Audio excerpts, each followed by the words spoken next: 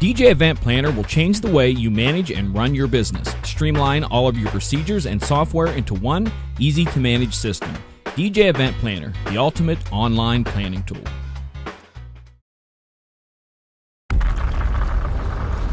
Welcome to DJNTV and Tuesday Night with Ben Stowe. Now introducing the one and only Ben Stowe.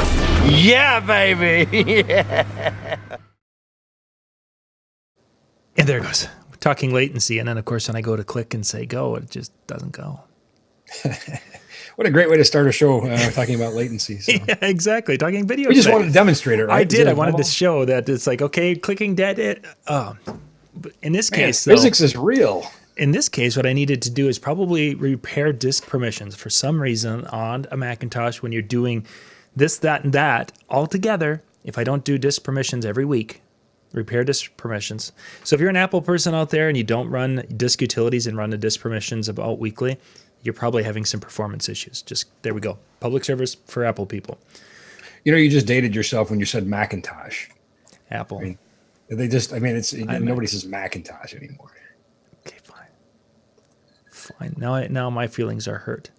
Your kids and your loud rock music. But that's okay. We're going to play Lemonade Stand once the show is over tonight, and it's going to be fabulous. All right. You remember that? No. Oh man, God, I'm really dating yourself now. So back when they came out with the very first Macs, the really only thing, it was a game called Lemonade Stand. Okay. And it was where you would go and you would figure out, okay, how much I need this and I need this and I need this, and then it would be a hypothetical running a lemonade stand, and okay, you had this many people come through, here's your profit, and now you were reinvesting and it was more of a DOS type game, that quality. Okay. I played a lot of Risk. I don't know if you remember Risk on old black and white Macs. Yeah, we played a lot of that. I could pretty much, get that down. But it's funny, now that you've really dated yourself, I remember us being at an airport together not that long ago, and I was on the hunt for ice cream, and you said that, you had recently had a birthday, and now you had to start eating like a grown-up. And I had asked you what our age difference was. I just wanted to know how many more years I had that I could still not eat like a grown-up. So... Oh yeah, it's a sad reality. I think that day came quicker than I expected. Yeah, it kind of slaps a person upside the head really quite quick. Oh, so let's get into tonight's topic. Tonight we're going to talk about transmitting of video signal. Mm-hmm. There's a lot to this.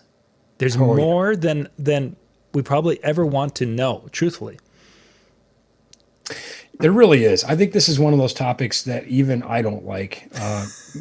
It's one of those things where you just would like to plug in a cable and it would work. Mm-hmm. It wouldn't be so darn complicated. And HDMI of all the protocols out there is exceptionally complicated. There's so many different parts to this, and they keep adding more.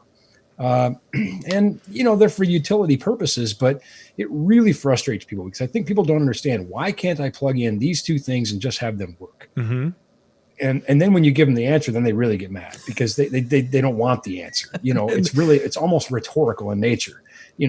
Why do I have to buy more expensive cables? Why can't this thing talk to this thing? And just so many things, which we'll undoubtedly get into. So friends, buckle up because this is going to get gritty. But here's the deal. We can't wish it away. You can sit there and, kick the thing or yell at the thing or, just wish it would just work. But those days are gone. So let's kind of set the table just a little bit. As a DJ, there are times where I want to run video from my laptop to screens, projection screens. Could be near, could be far. So we're going to talk about that a little bit. There's also times where, as some DJs are doing some minor production, that they have a camera, and they want to have a live camera on the stage. So a lot of the things we're going to be talking about will be able to handle different aspects of what we potentially could do or are doing now. Mm-hmm. So let's dig into it. Boy, where do you want to start? Well, I want to start. I've got this laptop, you see. Yep. And I have this projector over there, you see. Mm-hmm. Let's make those two talk to each other and be happy. All right. Let's assume, for the sake of discussion, that the laptop and the projector both have HDMI. Which pretty much everything modern. Yeah. Let's just forget about all other video formats for now. RGB is really kind of a thing of the past. Sorry, RGB, and I dated myself. RGB HV is kind of a thing of the past, that being like the VGA type, that sort of thing. So really, and most laptops don't have SDI, which we could talk about in a minute. There's adapters, but let's just assume that you want to just connect HDMI from the laptop to the projector. Two critical things are going to be resolution, and whether or not the projector can support the resolution, and whether or not your cable can support the resolution. We're going to spend a lot of time talking about cable because that is probably the number one failure point. Again, people are buying cables from, I'm not going to name places online, but just, we'll just say the cheaper places online. And then they're like, oh, this thing doesn't work. Yeah. Well, there you have it. I got bad news. It is kind of one of those get what you pay for sort of situations. However, I have good news that solves a lot of our problems.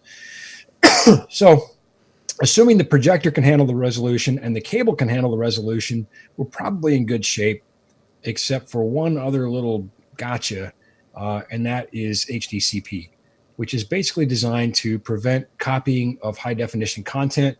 And so we run into issues with HDCP because there are new versions. 1.6 is no longer going to work with 2.2. So if we have a device that has 1.3 or 1.6 or whatever, and we try to plug it into something that's 2.2, it just breaks, and that's the end of it. There are devices now from the HDBaseT Alliance that will reclock HDCP, and actually, reclock is probably not even the right word. I would just say regenerate, fix it. Fix it, yeah. Yeah, make it compatible. Fix the signal so it'll work again. Now, the second question I would have, so let's just say that all that is working. So, I would say, how far away is the projector? And it can be, probably the nearest a projector is, in my situation, is maybe 25 feet away. And then there are times where I have to run 100 feet with the projector. At the upcoming DJ show that we'll be doing in February 24th through the 27th in Las Vegas, you can check that out at DJNTV.com/show. At that show, we may have Jimmy who wants to have his booth way in the back of the room. We have video signal up in the front of the room that needs to get to Jimmy in the back of the room, and then it needs to get back up to two screens in the front of the room. So that could be multiple, 100-foot runs. So is this show your way of getting me to tell you how to make that work? Or, no, actually, I to show you how bad I was, it didn't even occur to me until we started the show. Literally started live, and it's like, wait a second, I got to figure this out. We got to do this in 3 weeks. That wasn't even part of my thought. Don't worry, John, I got you. So let me just say this: 25 feet on a good quality cable, laptop to projector, no problem. I feel good about that every day. Okay. There's no officially defined maximum for HDMI, but really the industry kind of agrees that 50 feet is the maximum, and that is on exceptionally good cable. And we'll kind of get into the why here in a minute. But as the resolution goes up, and as the frame rate goes up, and as our color goes up, all these things amount to data. And we start talking about trying to push a lot of data through a small pipe. And, there's a difference in cables. And I just got to say this right off the bat. Not the coughing part. Okay. I was wondering if that was part of that cycle. That was pretty, wasn't I got to say this right off the bat doing that. And it's like, well, that was anticlimactic. This is not the coronavirus, by the way. I've had this cough since before it was cool. So, it's one of those. I picked it up in Phoenix, and I still have it, and it's driving me nuts. All if the you go back places and watch pick up a cough. Like the last 8 weeks, it's there. But I was just in San Francisco, and I'll tell you, with all that's going on, with the coronavirus, I like to call it the Kung flu, is when you cough in the San Francisco airport. I mean, people look at you like you're a leper or something. You need to stay away from. Yeah, and I'm not contagious. My wife doesn't have it. Of course, I've been home in 3 weeks, so I don't know, but whatever. Anyway, so there's no official max, but good cables matter. And here's the bad news. I just want to say this as I get right into this. There are differences in cables, and most times you get what you pay for. Paying more doesn't guarantee that it's better, but paying less probably guarantees it's worse. And we have a really cool tester that I wanted to bring and have on this show because we can demonstrate that. This thing will just push a signal down the line and test it on the other end, and we can just keep cranking up the resolution and the frame rate and all those sorts of things until it fails and it says this cable was good for this. Unfortunately, this tester of all things is out with our install guys where it belongs. Like, I guess they think they need it more than I need it for this show, and they're out on a job site. So, and it's a $2,500 tester. So, yeah, couldn't talk them out of it for tonight, I guess. So, but let me say that having used that tester many, many times, it doesn't matter whose name is on the cable. It doesn't matter, you know, all these sorts of things don't really matter. What matters is inside the cable. And I'm not here to pitch anybody's stuff, but I'm here to tell you absolutely 100% factually, it matters. And I've taken cables and tested them, and I've seen which ones work and which ones fail. And it's a fact. You just can't wish it away. Copper's not copper. That's a nonsense argument. We'll look at some ideas, examples here in a second. So I guess the takeaway, since I can't demonstrate it with the tester for you, is cable matters. Sure. Some of you will have failure at 25 feet. Some of you will be able to go 50 feet. That's a fact. All right. I got that out of my system. I feel better. Excellent. The other thing I guess I'll mention, since we're talking about testers, we have our really awesome nifty Moat tester, which if you don't have one, you should. And you'll say, but Ben, it tests HDMI. It sure does. And you'll say, but Ben, it's only $59. Why do you have one that's $2,500? Okay, listen. Coupon. This thing just tells you if this is connected to that. It'll tell you if the pins are connected. So it'll look for electrical problems. It does not push and measure data. It has no ability to send and sample data packets like the other tester does. So this will not tell you. Can plug a 100-foot HDMI cable, which if you have a 100-foot HDMI cable, I mean, yes, they used to work. You're gonna have a hard time using them in the future. I can tell you that. As we crank up the resolution. Yeah, exactly. So if a person were going at 100-foot HDMI, it possibly could work, but you're probably now maybe instead of doing a 1080p type signal, you're probably doing a 720 signal or something. That concept where it's having to reduce the resolution to be able to push that signal out that far. Yeah, because resolution means data, and I wouldn't have advocated a 100-foot cable ever, honestly, and neither would the folks at the HDMI Alliance. But some people use them and they do work, occasionally. But again, yeah, when you start cranking up these resolutions and the frame rates and the chroma subsampling and that sort of thing, they're not going to work. So I would just say, for the purpose of this show, 100-foot cables out. My personal max is 25 feet, even though they say that you can go up to 50 feet. So let's just put that out right there. So you have a problem. You need to go 100 feet. Yeah. Well, there are lots of different ways we can do this. One, we could convert it to SDI, which is an entirely different video standard. And if you have higher end cameras that may have an SDI out, the higher end video switchers have SDI ins and outs. We're starting to move into a different price point here. So let's just stick with HDMI for a second here and not complicate things. Before we jump away from SDI, is SDI a higher resolution method of transmitting video, or would it be compatible? Yes. Okay. And there are things, there's SDI, which is standard def, there's HD SDI, there's 3G SDI, 6G SDI, and so on and so forth. It is a digital protocol. It travels over coax. Again, all cables are not created equal. But it is a method that allows us to send high resolution video over a distance, HD SDI, 3G SDI, that sort of thing. Okay. As we approach 4K and stuff, let's hang with HDMI for a minute here because it's what pretty much everybody's going to use. There are different, let's do this first. So here's a device that allows me to take a HDMI input. Yep. And send it to an HDMI output. And it also has, what we can see here is EDID management. Okay, now you're going to explain that. Yeah, extended display identification data. So basically, in the simplest of terms, EDID is the display telling the sending source what it is capable of. Display says, I can take this. And the sender then says, okay, that's what I'll give you. So basically, And there's also hot plug detect on here and other cool features. It does some utility things to kind of fix things, has RS-232, also has analog audio out and digital audio out. So I think that's probably SPDIF or something.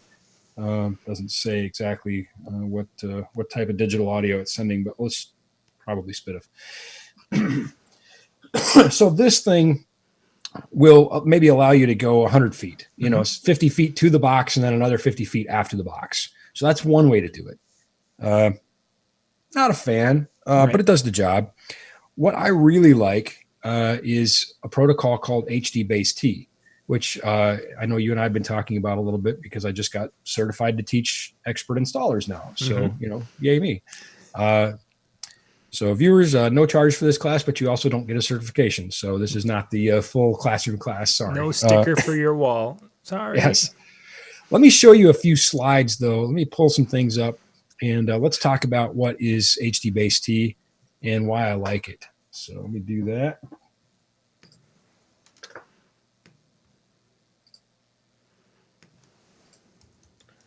All right. Everybody should see my screen here.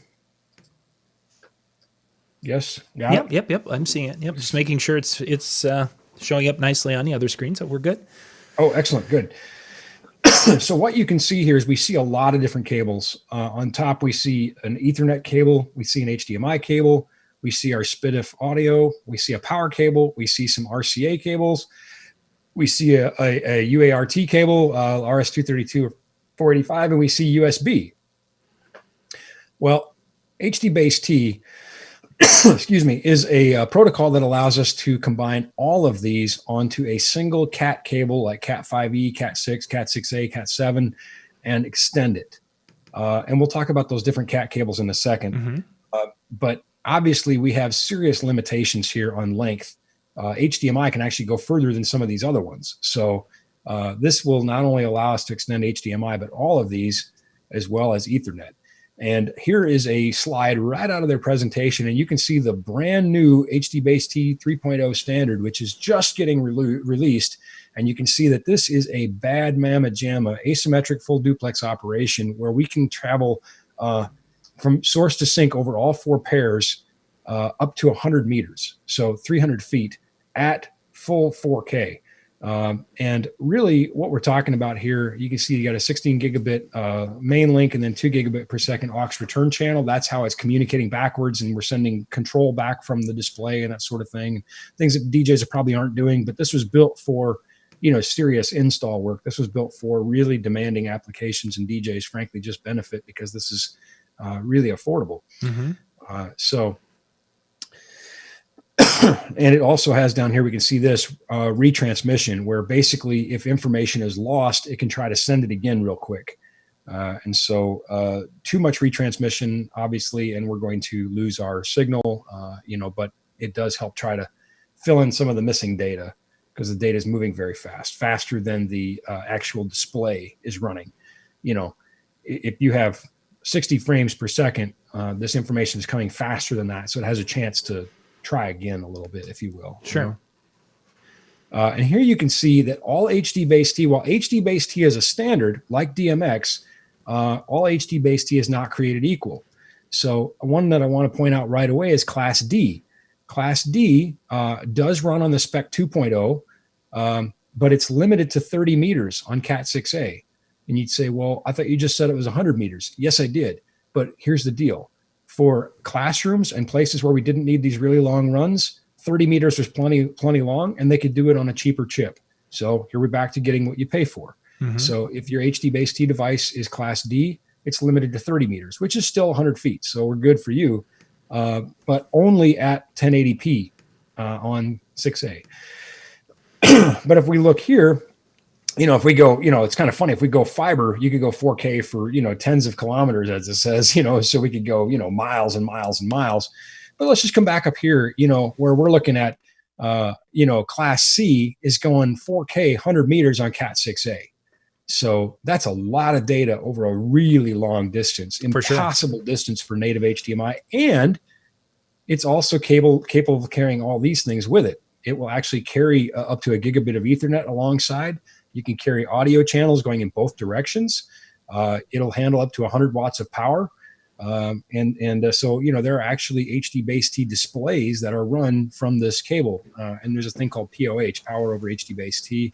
So maybe we could power the receiver or something else too, as well as USB and other control protocols. So super cool. And what I love about it is we can take two different brands that are both running HDBaseT and plug them in together and they'll work, more on that in a second. Let's just run through a few things here. Talked about cable. Mm-hmm. I talked about failure. And I think most people just imagine, that you plug in a cable and something magic happens or electrons are just bumping into each other. And I don't know what people imagine, honestly, how they think stuff happens on a cable. The stork. The stork does it. No, I'm sorry. Maybe normal people never lay awake wondering how something goes through a cable, but I do. So, anyway, what we can see here is the way that we can send a lot more data in a given frame. They call it a symbol period, is through using what's called PAM 16.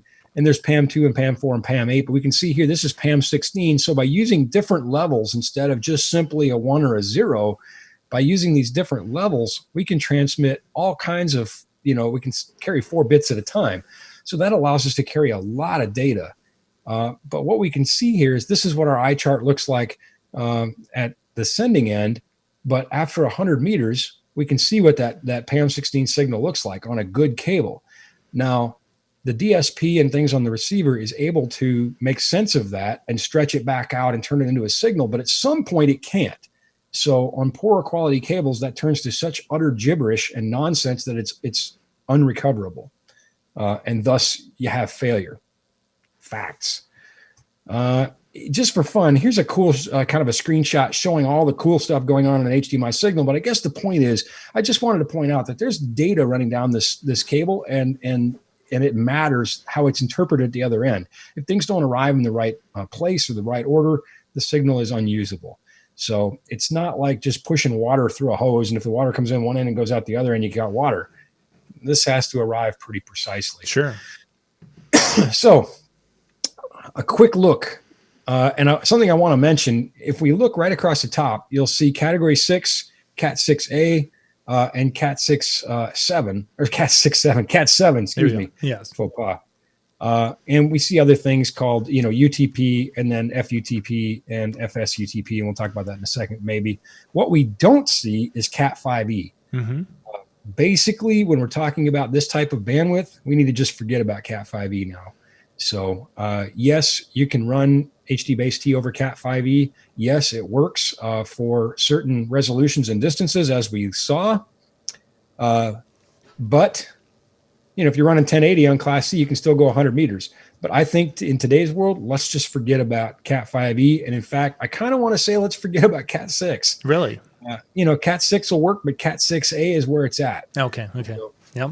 And Cat 7 is almost a bit of a myth in the U.S., but that's what I was going to say. I thought Cat 7 was still kind of I don't want to say an out there, but it's just not a common. No, it isn't. And Cat 6A, well, that's another show. But bottom line, you can see that there is a construction difference. So I know you're saying, well, what's the difference? They both have, 4 24 gauge pairs, blah, blah, blah, blah. Well, there's a difference. And I would ask if you really want to know, but you're watching this show, so you might. But that's a pretty heady topic. So how about we just stick with the pretty picture and say, we trust you, Ben, there's a difference. If not, go try it for yourself. So this is a biggie. I just spent 2 days in a room with a guy who works for UL, and UL is UL. They are the Underwriters Laboratory. They are their own entity. I think their reputation is above reproach. They're not shilling for anybody, so to speak. And this guy was telling me that there are tons of forgeries out there, buying cables on big websites on the internet that say UL, and they probably aren't. Sure. Putting a sticker on it doesn't make it UL. And anybody can fake this stuff. You can say anything you want, but it doesn't make it real inside. And it's like my mom always says, it's what's on the inside that counts. So bottom line, again, beware of cheap stuff. I know I feel like I'm raining on everybody's parade saying, gosh, you got to spend more. But, sometimes things that are too good to be true probably are. Right. And this is really, really important if we're using POH, which is power over HDBaseT, because now we're also sending, wattage through the cable and potential issues with heat and other, types of things, failures and that sort of thing. So you can go to the HDBaseT Alliance and you can look at certified cables, look for the UL hologram. Again, the counterfeiters get better and then they figure out ways to defeat them. And then the counterfeiters get better again. And, sort of a game that kind of goes on. But taking all the nerdy, heady stuff out of this, let's go back to a lighter topic. Let's talk about it working, because we're going to use a good cable. By the way, I know a place you can get some good cables. Really? Can you tell us about that? Here we can see this one is shielded. It's got the shielded ends. Do we know anyone from that place? I might know a guy. Okay, we'll put a link in the description. These we actually build to order. We haven't skewed them up yet, and we probably should. But the truth is, most of the people who are buying this are more pro customers, and they're not shopping on the web. They're talking to us and saying, "I need this specific length. I need these specific characteristics," and we're building them for them. They may want Ethercon on the end, whatever. But anyway, one of the things you'll notice about this cable is it's rubber. So it's a rubberized, shielded Cat6 cable. So it's kind of, it's built to be coiled and uncoiled, uncoiled, used in the portable world, whereas a install cable is not. Certainly. You probably won't find any of these on the certified website, simply because nobody's really submitting this stuff to be certified. And maybe we should, but predominantly HDBaseT is built for install. So all the cables that are being sent in for the certification process are designed to go through walls and that sort of thing. So I will just, I guess, give you my word that our cables will work for what that's worth. So now that we've got our cable, actually, why not? Let's just talk about HDMI cables for a second. We talked about, those are not the same too. The inside of those is different. The properties are different. Here's one that tells us all the things this cable's good for. Yeah. But this will probably come as no surprise. You can lie about that too. You can make that stuff up. And also, the sending and receiving chips vary in quality. They were talking about a chip that was used on a very common cable box, and it was 10 cents cheaper than the better version. And so that's the one they went with, and they were just garbage chips. And so it created all these problems. Guys are going out in the field and can't get the thing to work, because DDC is not clocking right or something. And it turns out it's this cable box, and we figured out works around it. But anyway, I guess my point is that's one of the frustrating things about HDMI is there's a lot that can go wrong. But getting good stuff, good quality components will certainly increase your chances of reliability. In fact, just this weekend, a lot of people were running video because there was a football game. Yeah. And I had a guy who messaged me last week and he said, I have been trying these cheap HDMI splitters and cheap HDMI cables and I keep having problems. And he's like, this has to work. I need one that'll work. And, the expensive ones are not really that expensive. I think a 4-port switch was, 4-port splitter, was $150 or something. I don't remember what it was, $200 maybe, which I mean is not pocket change for a lot of people, but still it's not, exponentially expensive for what we do, relative to the other things in our industry. And anyway, he got it and he messaged me today and he was like, worked great. Thank you so much. So that $200 certainly will serve him well over many years, and it got him through this big weekend. So,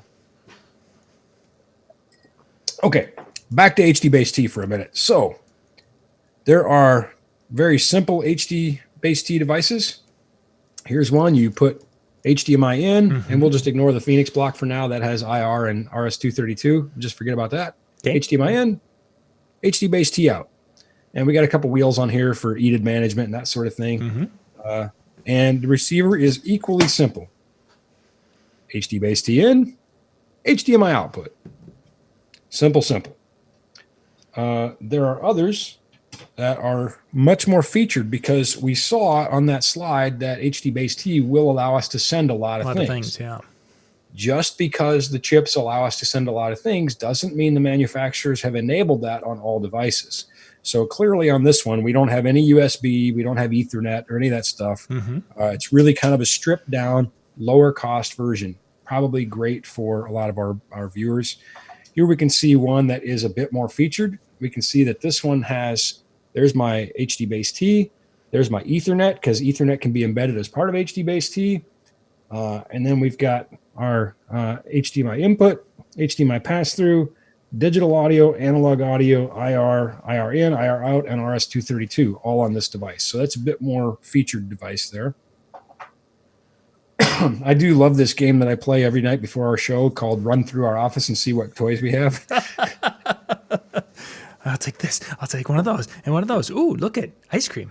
I need to get in early tomorrow before our tech guys get in and discover this stuff was pilfered. We've been robbed. I just went running through the tech room grabbing stuff. I was careful to pay attention to where I got it from, though. Anyway, here is another brand. See, this is a different brand. Mm-hmm. Yet these two things will work because HDBaseT is a standard. And we can see here, it looks a little bit different. This one has a long range mode and some other things like that. But at the end of the day, we can use HDBaseT things with each other. In fact, screen share coming. Let's see. Screen share coming. Anticlimactic pause. Please, please hold. Please hold. Please stand by. Please stand by. I had too many screens open in front of me. All right, here we go. You should see a projector. Yes, we do. We see the business side of the projector. So this projector has all kinds of cool things on it. HDMI. Here's our RGB HV, composite video, blah blah blah blah blah. LAN control for IP control. And this right here is an HDBaseT. We can see there's the HDBaseT logo. Yeah. So we don't even need a receiver for this projector. We can take one of these transmitters and go over Cat 6, Cat 6A, whatever, we're using, and plug right into this projector and done. And a lot of those control things would be carried over that as well. So that is a cool thing. Now you'd say, well, what if I need to send this signal to a couple different places? Let's say I've got two screens that are 100 feet apart from each other, that sort of thing. Check this guy out. Here is a HDBaseT splitter. And there are many versions of this, and there are some really cool things coming out in version 3.02. Can't really talk about that just yet. But this is relatively affordable. I won't say inexpensive, but it's affordable, reassuringly expensive. But here you can see I've got an HDMI in, I've got an HDMI out, so I could have a local monitor, or I could go 25 feet to that first TV you talked about. Right. And then I've got three HDBaseT outputs that I could go, potentially 100 meters each on. So some really cool things. And again, I could plug that right into an HDBaseT enabled projector, or I could use another HDBaseT certified receiver. Are the projectors that have the HDBaseT, were those projectors, are they exponentially more expensive, or are those pretty much in line with the others? Maybe $100 more sometimes, which is, that's crazy cheap when we're thinking about what it's putting in there for you. And in fact, I guess if there's any left, viewers, get out your credit cards and call your favorite NLFX person. Do we have one of those? Well, probably Katie, but I'd be second place. Okay. Maybe I'm third behind Kat. I don't know. Linnea's pretty good too, so maybe I'm in fourth place. I'm just kind of hoping that nobody knows, like Sam or Cheyenne or anyone else. They haven't met them yet, but Lee or Nate or pretty much everybody's cooler than me. Actually, I'm probably kind of towards the bottom of the list. Well, so just call one of them, call somebody, yeah. Or if you're scraping the bottom of the barrel, you can call me. But we had one of the best-selling models of projector was the Optima EH515, and it is discontinued and gone. And we were able to negotiate with Optima for the remaining 34 pieces that were left as of a couple of days ago. I don't know what's left now. The EH515T, which is exactly the same but has the built-in HDBaseT. In fact, that's the one you just saw. Yeah. Same price. So $0 more right now while supplies last. And when they're gone, unfortunately, they're gone. Everything's going to laser. It's going to be a lot more expensive. But these are great. I have a bunch of them I use for corporate AV work, small ballrooms, monograms. They have horizontal and vertical keystone. They're a full 1080p, great contrast ratio, dynamite projector, and built-in HDBaseT, which pretty awesome. Excellent. I feel like I brought more toys here. I guess maybe I ran through them all. Well, let's see. We've talked about sending signals a variety of different ways. Let's just spend a couple of seconds. You won't have images and such. Let's talk a little bit about wireless HDMI signals. There's some potential drawbacks with anything wireless, as we've talked. So let's kind of dig into that just a little bit, because if you go and search on some of those big websites and you do wireless HDMI, they're like, oh, here's an option. Here's an option. So it comes down to data. It comes down to everything we just talked about with a cable. Now we have to do without a cable. And I've sold a lot of devices. Many people, sing my praises because they work.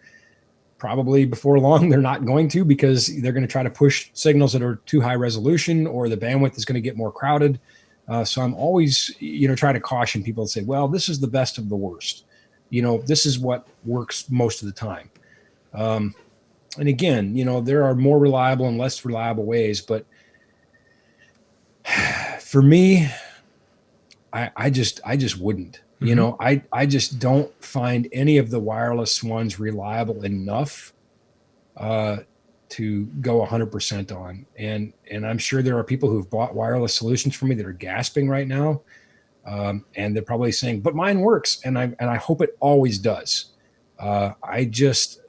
Gosh, it would have to be a really compelling reason why I couldn't run a wire. I have enough problems with cables, Sure. let alone wanting to go without cables. So many things could change environmentally with wireless.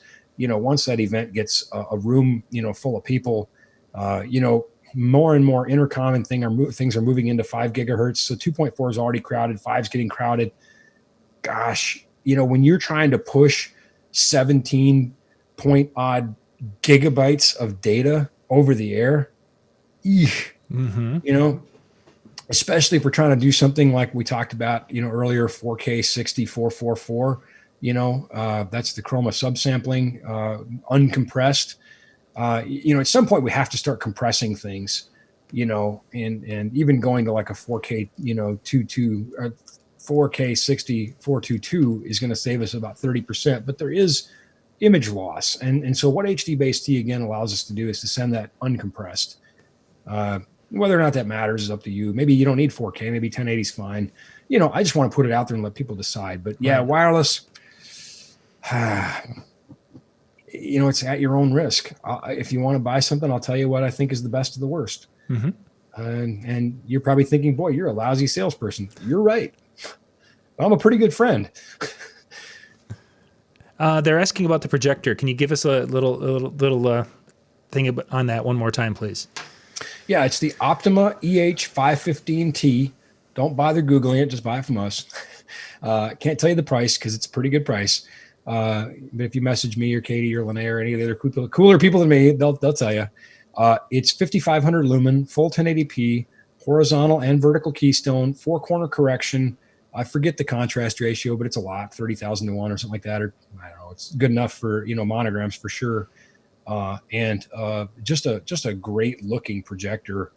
And again, has that HDBaseT on board. So you can pick up an HDBaseT sender from us and just bam, plug it in and you're off to the races. And just for the purpose of the discussion, that sender, what kind of a price is a person looking at for something like that?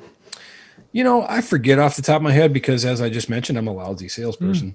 But I want to say maybe $150. Okay, so 200. Under yeah, a couple hundred. Even for the really nice ones, you're not more than like $250. It's my recollection. So I could be wrong, but they're almost disproportionately cheap to the problem they solve in my mind. So if I just so I can visualize this, my house, you've been here at the office in the house, so I could put my camera here, and I could have like my HDMI camcorder, what have you. I could run that. I could run my 100 meters to the house, and I could have the projector putting my face on the garage doors, and I could do one on each garage door, and I could feel special. Yeah, and I wouldn't have much latency at all. No. You will have a problem with Lori, I think, but there could be that. But we're assuming that she's not home. I can solve your technical challenges, just not your marriage ones. Why is his face on the garage doors again? Well, you see, But yeah, you could totally do that. I You could can absolutely do it. that. That doesn't mean I should, but I can. Yeah, you know, another way to think about that is maybe a more pragmatic way is that you could have video equipment in both locations and send the information back and forth. So there's some really cool things, and we're getting off the beaten path here, but HDBaseT will actually allow you to send 4 video streams at like 720 or 2 at 1080 on Spec 3. So over a single cable, you could send, 4 cameras worth or something. And that, again, I really should just kind of leave that out of the discussion. So viewers just forget I said that. Don't call me and ask me how to do it, because that's, if you're doing an install or something, let's talk. But if, for portable use, let's just say simple. You plug this in, you plug that in, it works. You're good to go. That's what we want, right? We plug it in on one end, we plug it in on the other end. Oh, the really cool thing, by the way, HDBaseT chips talk to each other basically.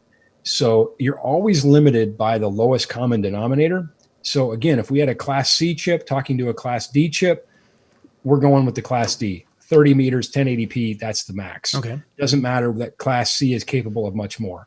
But basically Class C says, hey, chip, what can you do? And the chip says, I can do this. And it says, all right, that's what I'll send you. So it really is almost plug and play. It really is. You just plug it in. The two things say, I can do this. Can you do that? For example, if we took this thing that has all the bells and whistles, Ethernet and USB and everything else on it, and we said, hey, man, I want to talk to you. This thing is going to say, just video, please. Video, nothing else. I'm a simple chip. I'm a simple device. Just send me what I can handle. And it says, all right, I will. And so it doesn't even bother trying to send that, which, frees up some more bandwidth.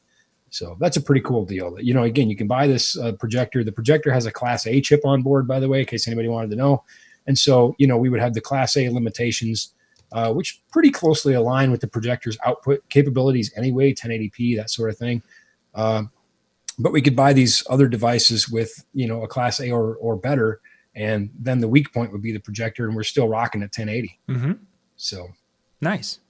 Yeah, it really is. It really is. Just, again, plug and play, no IP addresses, no configuration, nothing wrong with AV over IP. There's other standards and protocols, we use them all, but there's right fits for different things. And this, I think, is the perfect fit. We've sold a lot of these to DJs before, and it just works, which I know is what DJs want. Excellent. I'm going to try to put I'm going to try to put that link to the projector. Oh, is it on our site? Well, I have the 515T. Yeah, EH515T. EH. I will tell you this. The price your viewers are going to get is better than the price on our website. Okay. So I don't see EH, but there's a lot of 515.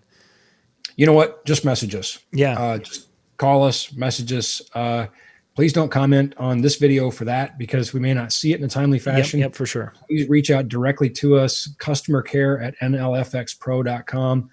You can always Facebook or email me, ben@nlfxpro.com, Katie at nlfxpro.com. Very simple email addresses. We're not very smart people. So and Katie is Katie, by the way. So Katie@nlfxpro.com. And you know what? Just drop us a line. And while those are available, if you're watching this video years in the future, I'm sorry, they're probably gone. It's all gone. They're all gone. If you're watching this video weeks in the future, I'm sorry, they're probably gone. But for now, you can snap one of those up. Excellent. Well, that sounds great. Again, you guys heard all the different contact methodologies. I also put the link down so you can go check out, because it is on the website, and you can go see that, and then give Katie a call tomorrow morning. She'll be in, and then you guys can get yourself all hooked up. So, yeah, Ben, say, give me my discount. Ben said. I sat through listening to Ben foam at the mouth and rant and rave about cables and bit rates and everything else. I deserve a discount. Doggone it, I want it. And just say it just exactly like that too, please. Yeah, if you don't say it like that, you don't get the discount. No, you won't get a discount. They'll be like, yeah, you didn't watch Ben's show. Yeah, you did not watch that show. You would still have the twitch going on, the nervous twitch, if you watched the show. Well, Ben, thank you much for the information. There's a lot of good stuff. And now again, I didn't even think about the projectors in Vegas. We got to deal with that. Yeah, let's talk. We'll talk about that off this show because Jimmy's probably sitting here. It's about time John thinks about that. You know, he's been saying, "What are we doing?" And it's like screens, projectors. What? I need to figure out. You know, we have some stuff that we can I can maybe send down, and you can. I gotta send you some stuff anyway from my master class. So I'll. If you need some gear, we've got some stuff. We'll figure that out. But yeah, just completely slipped mind. So thank you guys for being with us tonight. Brian and I will be back in about 15 minutes tonight. We're going to be talking about the whole concept of adding a sub to your sound system. He's been digging into that. And we're going to go into a little bit different angle with that tonight. So we'll see you in about 15. Sounds good.